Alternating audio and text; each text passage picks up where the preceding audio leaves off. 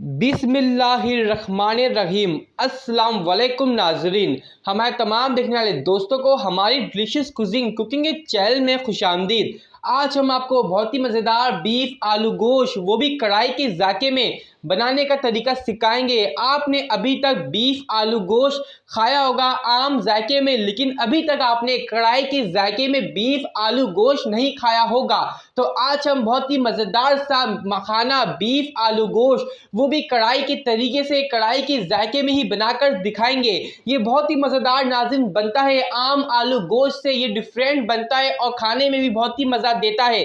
तो इसको इसलिए देखने से पहले आज मैं रेसिपी को हमारे इस YouTube चैनल को सब्सक्राइब करके बेल आइकन पे क्लिक कर दीजिएगा, ताकि आने वाली सब अच्छी वीडियो आपको हमारी तरफ से मिलती रहे।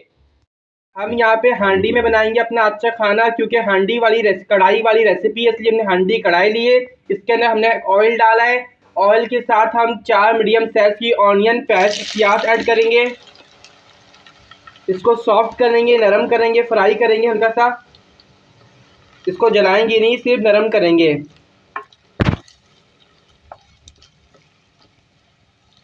नाज़रीन, हमारी प्याज फ्राई हो रही है, इसको सॉफ्ट हो गई है थोड़ी सी। अब इसके अंदर लहसुन अदरक का पेस्ट ऐड करेंगे 2 खाने चमचा भर के। आज की हमारी रेसिपी बिल्कुल न्यू है, यूट्यूब पे आपने ऐसी रेसिपी कहीं नहीं देखी होगी अभी तक। तो ये बहुत ही मज़ेदार स्पेशल रेसिपी है, क्योंकि बीफ आलू कढ़ाई आपने कहीं नहीं खाई होगी। तो इसको ज़रूर आप बना के खाइएगा, आपको बहुत ज़्यादा मज़ा आएगा खाने में। ये 2 खाने चमचा लहसुन अदरक का पेस्ट, अब इसको डाल के फ्राई करेंगे। लहसुन अदरक का जो अपना कच्चापन होता है, स्मेल होता है, ख़त्म कर लेंगे।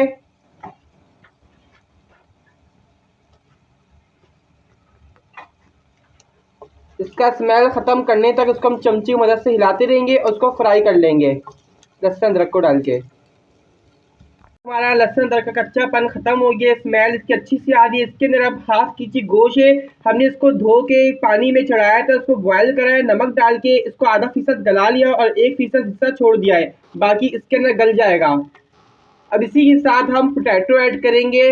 पोटैटो हमारे पास हाफ केजी है, इसको भी डाल के इसके साथ अच्छी तरह मिक्सिंग करेंगे इसकी उसको।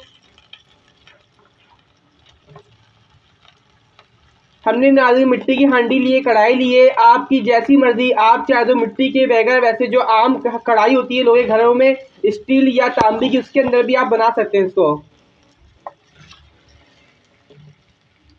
इसको डाल के मिक्स करेंगे, थोड़ा सा इसको फ्राई करेंगे थोड़ा इसके साथ डाल के।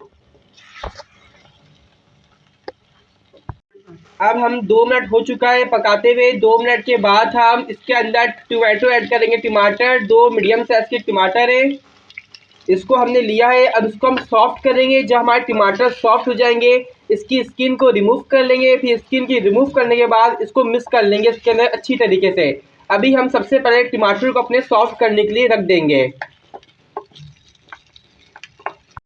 नाजरीन, हमने टमाटर डाले थे, इसके अंदर सॉफ्ट हो गए थे, इसकी स्किन को रिमूव करके इसके अंदर मिक्स कर लिया अच्छी तरीके से। अब इसको मिक्स करने के बाद हम इसके अंदर हाफ कप दही डालेंगे, योगर्ट।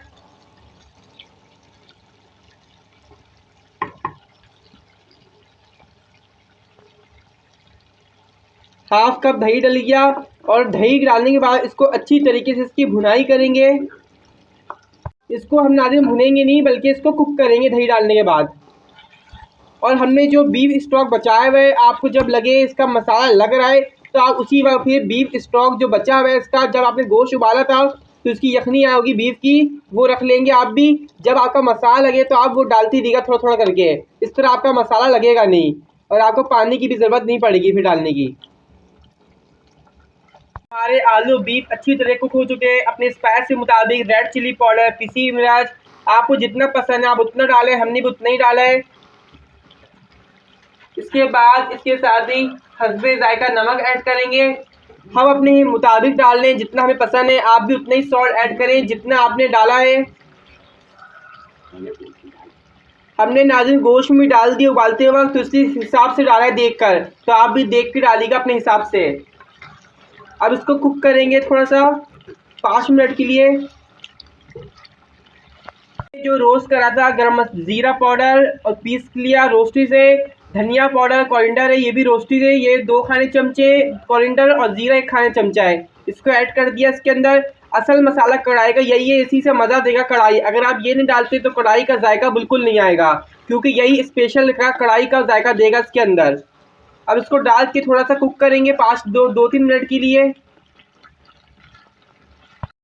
1 खाने चमचा इसके अंदर गरम मसाले का पाउडर, ज़ीरा के बैगन है, क्योंकि हमने ज़ीरा पहले ही डाल दिया है रोस्ट करके। अब इसके अंदर हम बीफ स्टॉक ऐड करेंगे, यानी बीफ की यखनी। जो हमने बीफ का गोश्त बॉयल कराया था उसका पानी निकाल लिया था, अब इसके अंदर ऐड कर रहे हैं। हमने आपको पहले ही बता दिया, आप भी बीफ स्टॉक, बीफ का यखनी निकाल लीजिएगा जब आप गोश्त बॉयल करेंगे, जिसके वजह से आपको पानी की ज़रूरत नहीं पड़ेगी, इसमें बॉयल आने देंगे। अब इसके अंदर हम मिर्चें डाल लें, जितना आपको पसंद ले लीजिएगा, हम अपने हिसाब से डाल लें।